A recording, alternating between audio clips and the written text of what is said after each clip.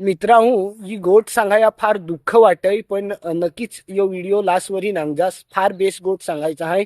मित्रांनो, आपली दररोजच्या जीवनात कामासाठी गाडी घेऊन हिंडू, कामावर जातो, बाजारात जातो, नाही तर स्वतःचा काम घेऊन गाडीशिवाय आपला काम होई नाही तर गाडी घेऊन कुठं ना कुठं जायच लागत.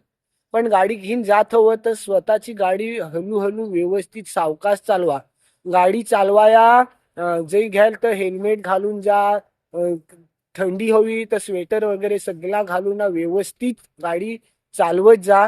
कारण आजच्या जमान्यात अपघात होणं ही फार मोठी गोष्ट नाही, तर इजी गोष्ट झाली आहे. आता भरपूर अशा घटना घडत अपघात होत ना. अपघात झाला तर सगळा कुटुंब अस्वस्थ होऊन जाय. काही जण वाचत तर काही जणाच्या जागीच मृत्यू होय ना. मग शेवटी त्याची लहान लहान पोरा रहत, बायको रहय, परिवार रहय, तर सगळ्यांवर फार मोठा दुःखाचा डोंगर कोसलय.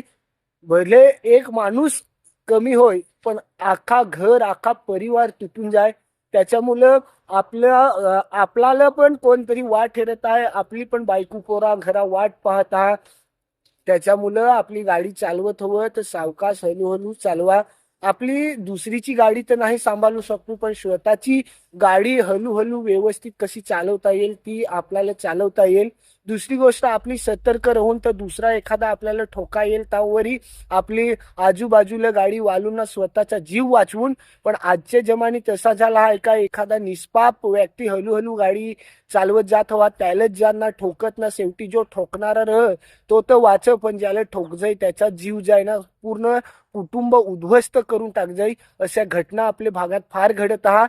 तर तुम्ही जागृत व्हा, काळजी घ्या, स्वतःची कुटुंबाची काळजी घ्या ना. गाडी हिंडवत हवं तर सावकाश गाडी हिंडवा, याच सांगन. धन्यवाद.